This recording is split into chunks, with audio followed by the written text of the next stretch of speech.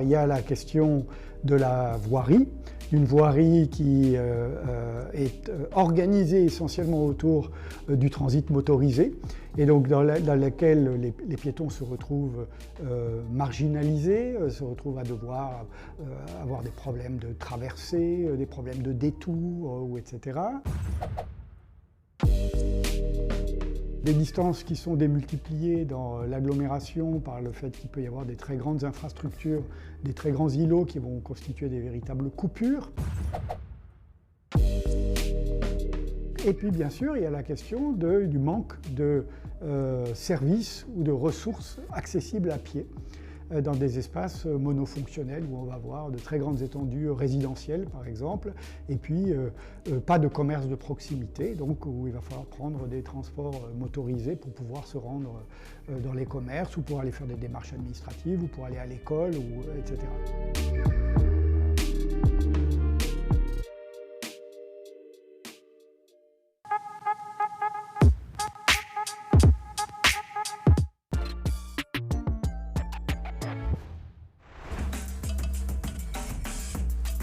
Depuis la Covid, la façon de vivre en ville n'est plus la même. On appréhende son logement différemment. Il y a eu un effet très important avec cet effet Covid, c'est avoir de l'espace, vivre autrement. Donc le constat que je fais, c'est que nos concitoyens ont cherché à quitter les grandes villes, quitter les centres-villes pour retrouver de la respiration, de l'espace, un peu plus de sérénité. La difficulté, c'est d'arriver à avoir une offre qui permette d'avoir une stabilisation des prix, ce qu'on n'a pas encore actuellement parce que la contrainte entre construire plus ou moins, permettre aux gens de se loger, comment faire attention à l'urbanisme, à nos modes de vie. Mais vivre ailleurs, il faut pouvoir trouver, il faut pouvoir se déplacer, donc tout est lié en fait, déplacement, vivre en ville, espace, et ça c'est un peu la quadrature du cercle, donc on doit réfléchir en fait à une nouvelle ville, à une nouvelle façon de vivre en ville. Est-ce qu'on doit augmenter la verticalité, augmenter la densification de nos villes? Ça pose problème, on veut de l'air, on veut de l'espace, on fait attention à l'écologie, donc beaucoup d'enjeux pour demain.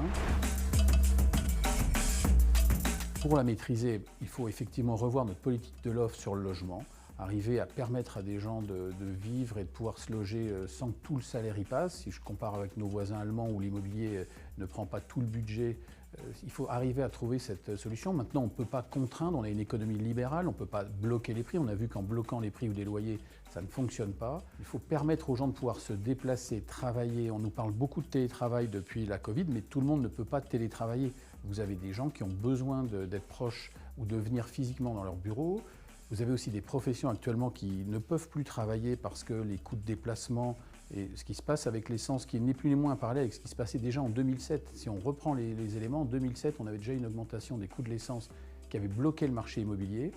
Donc là, il faut trouver le moyen de construire, de permettre aux gens de se poser à un endroit, de ne pas être trop loin de leur lieu de travail et puis de se déplacer.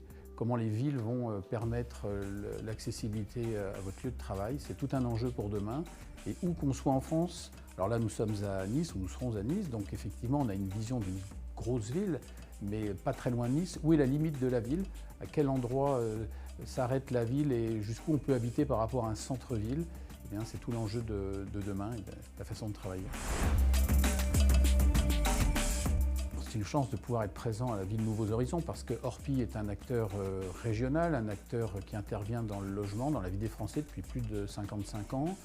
On touche toutes les populations, tous les milieux, quel que soit votre niveau d'études.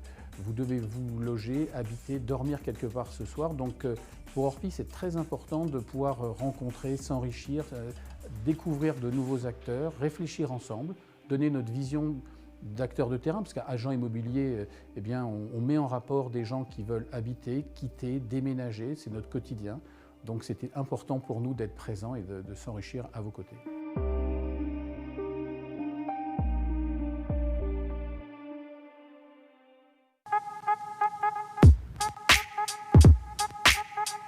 Nous n'avons pas assisté en France depuis la crise sanitaire à un retour dans la bamboche.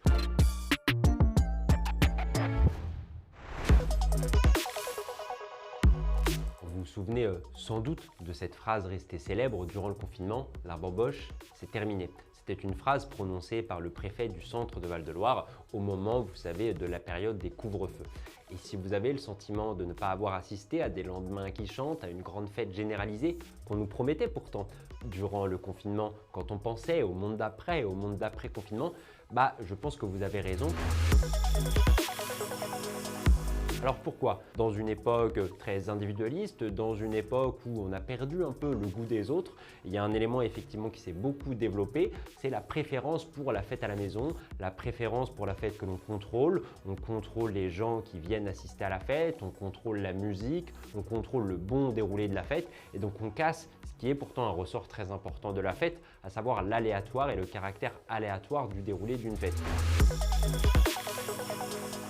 Nouveau mode de vie, recroquevillement sur sa sphère privée, également parce qu'on est de plus en plus défiant par rapport à l'autre, notamment parce que le pays a vécu aussi un certain nombre d'éléments traumatiques, notamment depuis 2015, les attentats, la multiplication de faits divers qui concernent des lieux festifs, tout ça nous ont fait perdre un peu le caractère insouciant lorsqu'on va dans une fête à dimension collective et lorsqu'on va dans l'espace public. Il y a aussi un autre élément qui met à mal la fête, c'est la mise en scène de soi en permanence. Il y a une phrase que j'aime bien, c'est « Narcisse n'est pas compatible avec Dionysos ». Et en fait, quand on passe beaucoup de temps à se regarder faire la fête, quand on passe son temps à mettre en scène nos façons de faire la fête, finalement, on arrête de faire la fête. La société et l'espace public d'une façon générale est touché par ce que Philippe Muret appelait la festivisation générale de la société. La fête, pour être faite, a besoin d'être un moment à part, a besoin d'être un moment séparé du reste de nos vies, séparé de notre train-train quotidien. Or, quand vous avez le sentiment au travail, dans les rues, qu'il y a toujours des traces de fête un peu partout, parce que tout le monde veut essayer de créer des moments un peu sympas, des moments ludiques en permanence, finalement, la fête du vendredi soir, la fête du samedi soir devient moins extraordinaire et devient moins exceptionnelle par rapport à nos vies banales et à nos vies quotidiennes.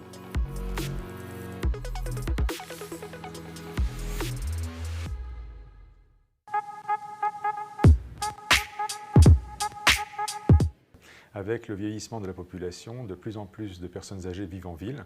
Et ceci, c'est grâce au progrès de la science, mais également avec l'afflux des baby-boomers qui vieillissent.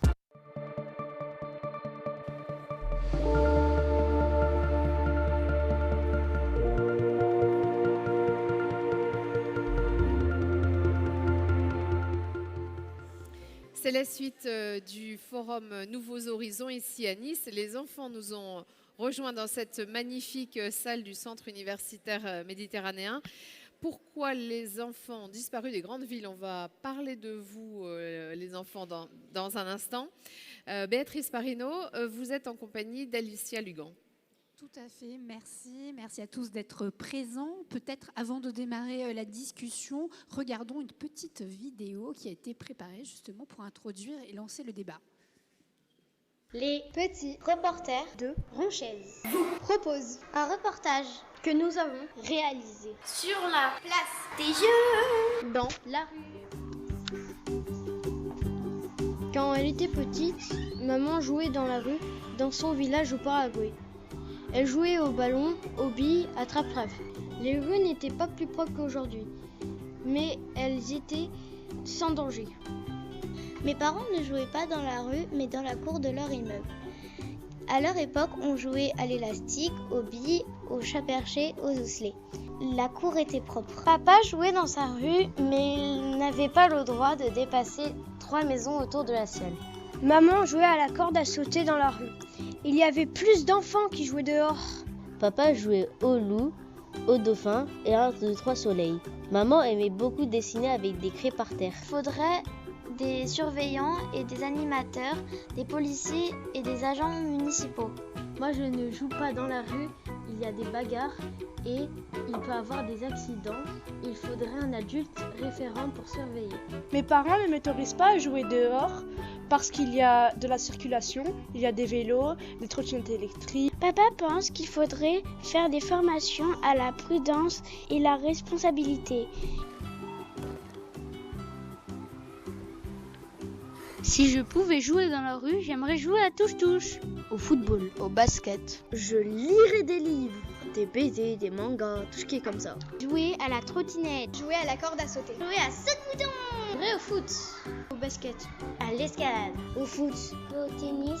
Je dessinerai. Au Lego. De la trottinette. Du skate. De la trottinette freestyle. Du vélo. À la marelle. Monter aux arbres. Faire du vélo. Faire de la corde à sauter. Du cerceau. Du vélo. Jouer au foot. Au roller. De la danse afro.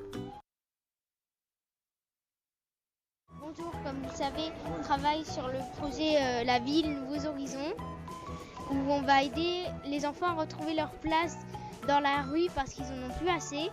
Et est-ce que vous aimeriez voir des enfants jouer dans la rue? Oui, j'aimerais bien dans des espaces de jeu, volontiers. Ça serait très bien. Pour moi, il faudrait enlever un peu de béton dans les villes, mettre un peu des espaces verts et les aménager avec des espaces de jeu pour les enfants. Que faire pour améliorer la sécurité et le bien-être des enfants dans la rue? Que tout un chacun dans la rue considère les enfants non pas comme des personnes tout venantes, mais comme des êtres fragiles et à protéger. Et je trouve que c'est une très bonne idée que les enfants jouent dans la rue. Après, il y a des jardins, ça c'est sûr.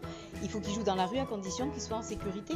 Alors, je pense qu'il faudrait que les enfants soient déjà encadrés par des adultes et qu'ils puissent jouer dans des zones, comme tu disais, qui soient protégées. Normalement, les enfants doivent jouer dans des endroits appropriés, où il n'y a pas de danger, mais toujours sur la surveillance de grandes personnes.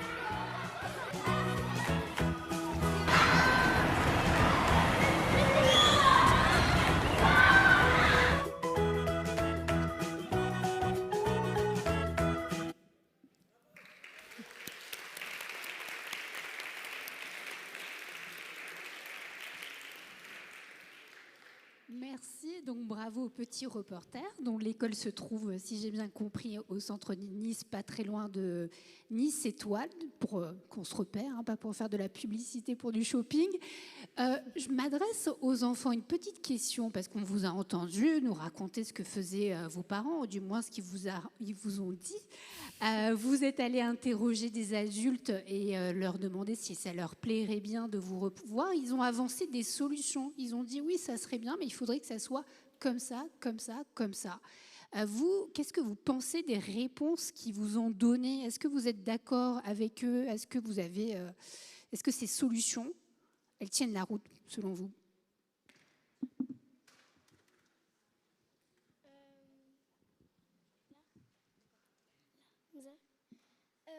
Oui, on était d'accord. On s'est amusé. Je me rappelle plus de la question, que c'était quoi? Alors, est-ce que tu es d'accord avec ce qu'ont dit les adultes dans le film que vous avez interrogé?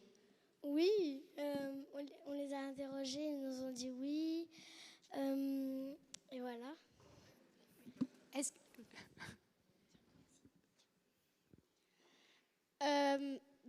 Moi, je suis d'accord, mais il faudrait un petit peu plus de sécurité parce que moi, j'ai toujours demandé à ma mère d'aller jouer dehors, mais elle me disait non parce qu'il y avait un petit peu des toc-toc dans la tête.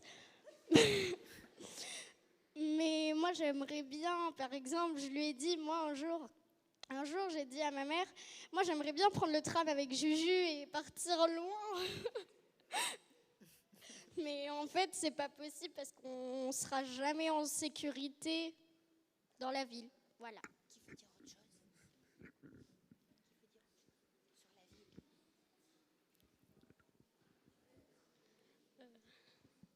Je sais pas quoi dire. Vas-y, on t'entend normalement. On va enchaîner sinon. Ça va être bon. Je pense que l'important, c'était vraiment la sécurité, ce qui ressort énormément. Alors oui, c'est ce que vous entend dans le micro. Merci d'être présente et merci à vous tous. En fait, ce qu'il en ressort, c'est de la crainte de la part des enfants et de la crainte surtout de la part des parents. Absolument. Si on comprend bien, ils ne sortent plus comme nous pouvions sortir ou leurs grands-parents pouvaient sortir pour jouer, pour parfois faire des choses somme toute assez simples, jouer au football ou jouer au basket, ou même faire du vélo. Dans les recherches ou les personnes que vous avez pu... Juste pour terminer, sur les panneaux à l'extérieur, les mises en scène qu'ont fait les enfants, on voit bien que les zones ont été réservées. Voilà, il faudrait des zones qui soient réservées pour eux. Il y a un petit panneau à l'extérieur, attention, nous jouons, ne serait-ce que ça, et des zones délimitées pour qu'ils puissent jouer en toute sécurité. Voilà. Ok, merci. Donc oui, attention, nous jouons. Alicia, c'est le bon message à faire passer pour revoir des enfants dans les rues. Alors, je sais pas, mon micro fonctionne ? Ah oui, pardon. Justement, en fait, moi, en voyant cette vidéo, ce dont j'avais envie, ça aurait été de me dire qu'on donnait plus la parole aux enfants souvent, parce qu'en général, ils sont plus capables d'intégrer les besoins de toutes les populations, alors que ce qu'on voit en fait avec les adultes dans cette vidéo, c'est qu'on a encore du mal à se dire qu'on peut réellement intégrer les enfants dans la ville. Ce qu'on voit dans la vidéo et ce qu'on voit aussi avec le discours de Madame la directrice, je pense, que moi je ne rejoins pas du tout. C'est que, en fait, la perception des enfants qu'on a aujourd'hui, c'est qu'on a des êtres insouciants, dont l'occupation principale est de jouer, d'une part, et d'autre part, que ce sont des êtres vulnérables. Moi, je vois dans cette conception de l'enfance deux écueils pour leur redonner une place dans la ville. Sur le sujet de les enfants ne feraient que jouer. En fait, on a en tant qu'adulte une conception du jeu plutôt à travers le divertissement des enfants. Or, en réalité, le jeu n'est pas un divertissement pour les enfants. Le jeu est un médium qui leur permet en fait d'appréhender, de comprendre et de s'approprier le monde dans lequel on est. On voit bien d'ailleurs que les enfants font souvent des jeux d'imitation. En fait, c'est une manière de se réapproprier finalement le monde des adultes. Donc ça c'est la première chose, et donc on est plutôt sur une considération du jeu comme un divertissement. Et en fait les enfants, c'est surtout l'âge, je pense, non pas du jeu mais de l'apprentissage de l'autonomie. Finalement, on voit dans la ville, en tant que parents, beaucoup ont appris à leurs enfants à aller acheter une baguette, ils apprennent à aller en autonomie à l'école, etc. Donc en réalité, les enfants, c'est pas seulement les aires de jeu. Les enfants, c'est toute la ville. Et c'est dans toute la ville qu'il faut leur apprendre à être autonomes, et c'est toute la ville qu'il faut concevoir pour eux. Et il ne s'agit pas justement de les parquer ou de les ségréguer, on pourrait dire, dans des espaces de jeu spécifiques. L'âge de l'enfance, c'est l'âge de l'apprentissage, donc c'est aussi l'apprentissage d'être en ville. Donc il faut qu'ils se confrontent en fait à ces espaces publics. Et à la manière dont ça fonctionne dans les espaces publics. La seconde chose sur la vulnérabilité, c'est que plutôt que de faire porter sur les petites épaules de ces enfants le poids d'une supposée incompétence qu'ils auraient à pratiquer la ville, on pourrait finalement adopter une autre vision et se dire, est-ce que c'est vraiment les enfants qui sont vulnérables, ou est-ce que c'est la manière dont on conçoit la ville qui rend aujourd'hui les enfants vulnérables. J'emprunte cette réflexion à un chercheur sur les sujets plutôt de handicap, qui s'appelle Patrick Fougerolles, si je me souviens bien, et qui a une approche intéressante qui dit aujourd'hui les personnes n'ont pas forcément un handicap, mais c'est aussi l'environnement tel qu'il est conçu qui constitue un handicap pour les personnes, avec l'idée sous-jacente que si l'environnement était adapté à tout un chacun, ces personnes-là ne seraient plus dans une situation de handicap, mais simplement dans une situation où ils auraient une diversité fonctionnelle. Et donc on peut considérer ça pour les enfants également. Mais permettez-moi de vous interrompre. La ville de Nice dans laquelle ils ont grandi, surtout le centre-ville, il n'a pas changé depuis l'époque de leurs parents. Je parle même de la structure même de la ville. L'environnement peut-être qui a évolué, c'est l'appréhension des parents, plus que la ville en elle-même. C'est sûr qu'en tout cas, le sujet de la sécurité est un vrai sujet pour les parents. Ça va être à la fois des sujets de sécurité routière et aussi des sujets de sécurité, on l'a entendu avec Mademoiselle qui a parlé, de sécurité sociale, j'ai envie de dire. On a en fait l'espace public, notamment au XXe siècle, ça c'est un chercheur qui a fait toute une thèse là-dessus, sur l'Italie et la France, il me semble, qui s'appelle Clément Rivière, qui montre que finalement l'espace public est devenu une arène d'exposition à des dangers, à des mauvaises rencontres ou à des situations d'insécurité sociale. Donc c'est vrai qu'il y a ce sujet-là, mais ça c'est un sujet du coup des parents qu'il faut prendre en compte parce que c'est les personnes qui s'occupent des enfants. mais qui va au-delà de la question des aires de jeu, en fait. Il ne s'agit pas simplement de créer des aires de jeu et de conserver les enfants dans un petit cocon.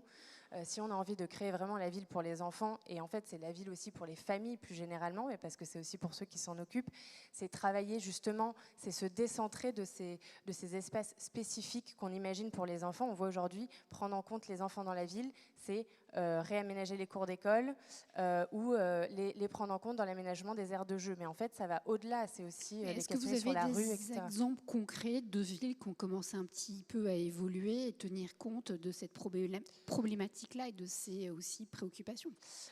Oui, bien sûr. Nous, dans notre travail, on le fait assez régulièrement. Peut-être en résumé le travail que vous faites. Oui, alors nous, on est une agence d'architecture et d'urbanisme franco-barcelonaise.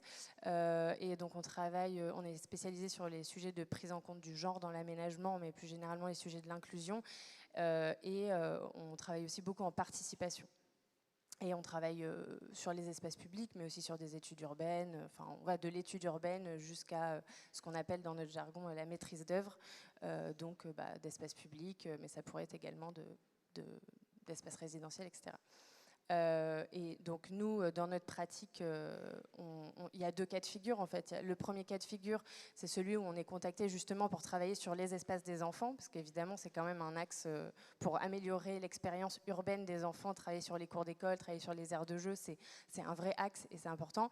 Mais dans le cas où on n'est pas sollicité sur les espaces des enfants, en général, on ne demande pas forcément une participation liée aux enfants ou une intégration de cette question de l'enfant.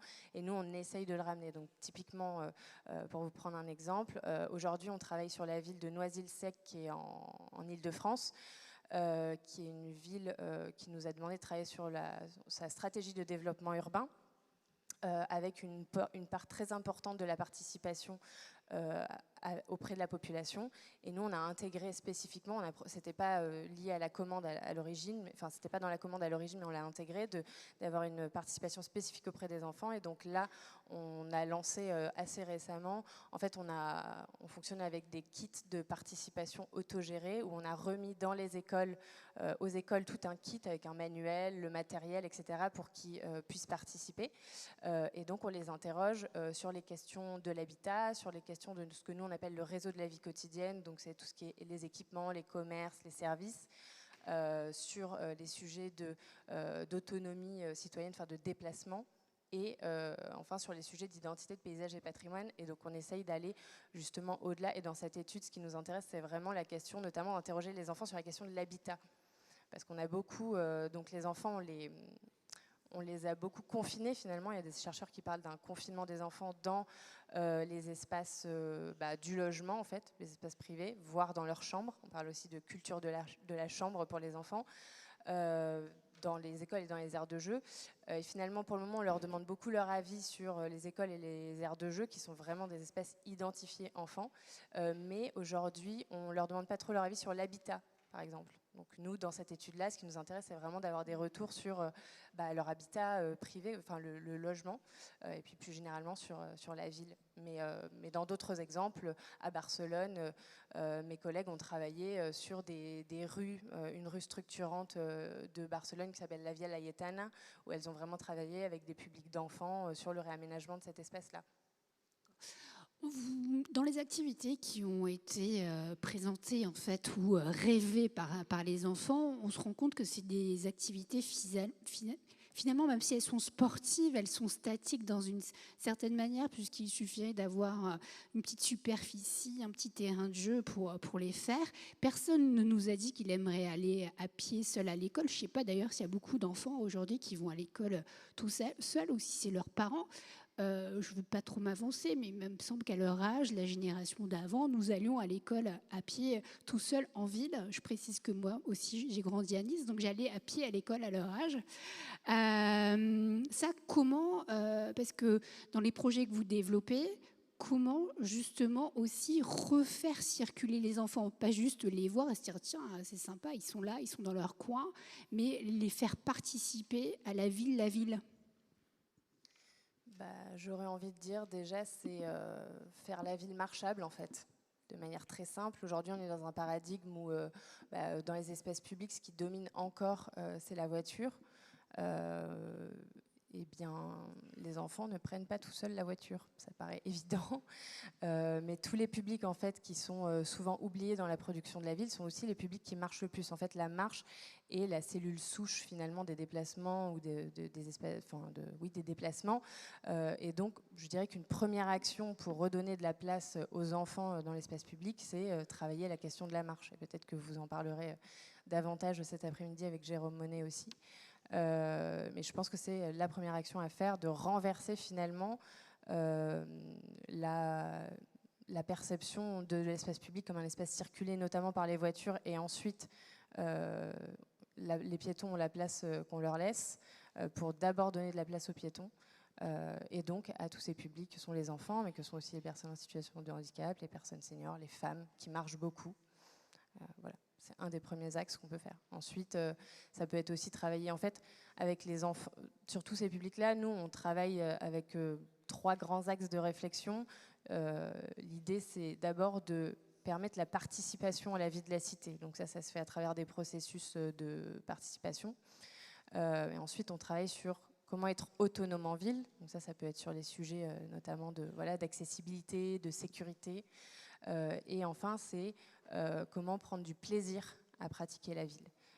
Et donc là, on va pouvoir travailler sur le sujet du ludique, sur la question du confort, et tous ces sujets-là qui touchent les enfants, mais qui touchent d'autres publics aussi. Alors, est-ce qu'il est juste de dire que ce mouvement de disparition des enfants de nos rues, c'est un mouvement récent ou pas ? Alors non, c'est pas un mouvement récent. En fait, déjà dès le XVIIIe siècle, on voit que la ville est critiquée. On dénonce les maux de la ville et on suggère que les enfants ne sont pas très adaptés à ce type d'espace. Mais à cette époque-là, les logements sont plutôt petits et en fait, l'espace public, c'est l'extension des logements, donc on reste sur cette logique. Et c'est plutôt au XIXe siècle, avec les mouvements hygiénistes, où on va davantage prendre ce sujet à bras-le-corps, notamment d'abord dans la bourgeoisie et donc les classes aisées, et puis en fait avec l'industrialisation, la scolarisation aussi, et donc une forme d'éducation, on va petit à petit toucher les couches plus précaires et toutes les couches de la société. Et au XXe siècle, il y a tout ce mouvement autour de la spécialisation de la ville, le fonctionnalisme et la place donnée à la voiture, qui fait que ça va renforcer encore ce retrait des enfants de l'espace public. Et c'est ce qui fait qu'aujourd'hui, on voit que on considère vraiment pas que les enfants ont leur place dans l'espace public. Et d'ailleurs, on juge plutôt mal en fait les parents ou les adultes qui laissent les enfants, en tout cas en autonomie, dans l'espace public. D'ailleurs, on voit dans la vidéo que les enfants, c'est toujours accompagné d'un adulte. Mais en fait, je le redis, je l'ai dit en introduction, mais les enfants, c'est l'âge du gain de l'autonomie. Donc en fait, l'idéal dans la ville des enfants, c'est pas des enfants encadrés par les adultes, c'est des enfants qui prennent leur autonomie en ville. Mais les enfants, finalement, ils ne font que rejoindre les rangs d'autres grands disparus de la ville. On voit de moins en moins de personnes âgées, on voit de moins en moins de femmes à certaines heures en centre-ville, dans des grandes villes. Est-ce que ça, c'est aussi un constat que vous voyez, que les personnes qui vous contactent font ? Je ne sais pas si on voit une disparition progressive, mais en tout cas, on a une appropriation inégalitaire de l'espace public, ça c'est certain, qui est liée au fait que, je pense notamment dans les dernières grandes décennies de la ville, mais en fait la ville a toujours été le lieu de la production. Un individu, dans sa vie, il a 4 sphères. Il a la sphère productive, donc qui est liée au travail, la sphère reproductive, qui est liée à toutes les fonctions vitales de survie, de prendre soin, la sphère communautaire, donc qui est liée à faire société, et puis la sphère personnelle, d'épanouissement personnel. Et la ville, en fait, donc, a toujours été un espace plutôt lié à la production. On voit le développement des villes aussi avec l'industrialisation. Et donc, c'est beaucoup fait, finalement, sur cette sphère. Et encore aujourd'hui, la ville, on l'aménage beaucoup pour l'efficacité, la productivité. Et donc, on délaisse les autres sphères de la vie d'un individu Or, typiquement, les enfants, les personnes âgées, les personnes en situation de handicap ou encore les femmes, ce n'est pas du tout la sphère dominante dans leur vie. Les femmes, par exemple, on voit qu'elles ont un équilibre très fort entre vie productive aujourd'hui, mais aussi vie reproductive, où elles vont s'occuper encore beaucoup à la fois des enfants, mais aussi des personnes souvent en situation de handicap ou des seniors dépendants. Les personnes seniors, d'ailleurs, on les perçoit souvent à travers le prisme de la dépendance. Il faut savoir qu'il n'y a que 20% des personnes de plus de 80 ans qui sont vraiment dépendantes. En réalité, les personnes seniors, c'est surtout ce qu'elles ont et ce qui les différencie, c'est surtout du temps libre. Et donc, c'est plutôt la sphère communautaire, personnelle ou encore reproductive, parce qu'elles s'occupent aussi beaucoup des enfants, par exemple, de leurs propres enfants. Et idem pour les personnes en situation de handicap qui ont une grosse part pour leur sphère reproductive ou pour les autres sphères aussi, parce qu'ils sont exclus de la sphère productive souvent parce que c'est pas adapté. Donc en effet, on voit en fait des liens qui sont faits entre ces publics où ils ont finalement les mêmes enjeux, où l'enjeu c'est d'arrêter de produire une ville qui ne serait au service que de la sphère productive des individus et qui donne plus de place aux autres sphères de la vie en fait.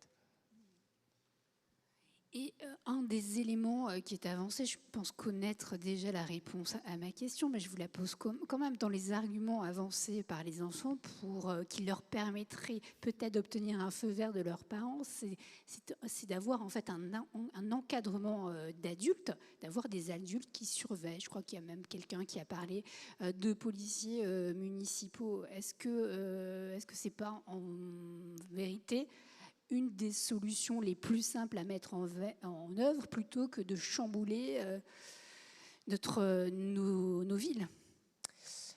C'est une rustine sur une roue éventrée, je pense. Si on veut vraiment faire la ville en faveur des enfants, ça peut être un palliatif temporaire, mais en fait, si on se satisfait de ce palliatif, il va rester comme tel. C'est pour ça que je disais que ce que je voyais dans l'écueil, dans la manière de continuer à concevoir les enfants comme des êtres vulnérables et qu'à travers la question du jeu, c'est que finalement, et quand on veut donc créer des espaces de jeu sécurisés pour les enfants, ce qu'on dit derrière, c'est la ville n'est pas adaptée aux enfants, on ne compte pas l'adapter davantage. En revanche, pour y pallier, on va créer des espaces spécifiques. Finalement, avoir des animateurs ou en tout cas des encadrants dans l'espace public, c'est pareil, c'est ne pas prendre le problème à bras-le-corps en réalité. Et donc poursuivre ce système où en fait les enfants, mettre quelqu'un dans la rue pour les surveiller, c'est accepter l'idée qu'ils ne sont pas bienvenus en autonomie dans la ville. On va peut-être prendre une ou deux questions du public. Il nous reste quelques minutes, enfin 2 minutes, 2 ou 3 minutes. Madame.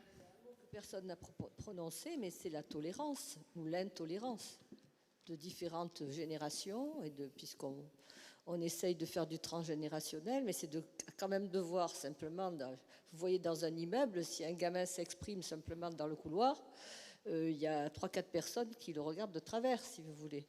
Et je rejoins ce que vous dites, c'est tout ce qui a été dit, c'est de l'encadrement et c'est des espaces cadrés. Les enfants, ils ont des emplois du temps de choses formatées, telle heure à telle heure, telle heure à telle heure, qui nécessitent quelque chose. Et où est l'espace qu'on a pu connaître? Enfin, moi, qui ai 75 ans, j'ai vécu dans les plus grands moments de sociabilité dans la rue, enfin, dans le petit espace, alors qui était peut-être privilégié, parce que c'était des petites cours, des petits jardins, etc., mais en pleine ville. Derrière l'école des Baumettes, donc c'est centre-ville, ça. Enfin, merci. Simone Veil.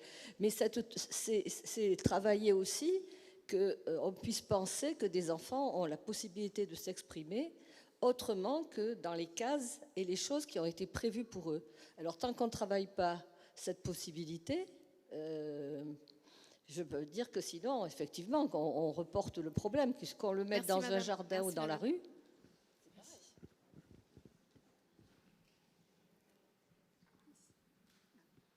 Tout là-haut, Lucie. Mais en effet, est-ce que vous avez une question, madame? rapidement, s'il vous plaît. Bonjour, merci pour c'est passionnant ce débat.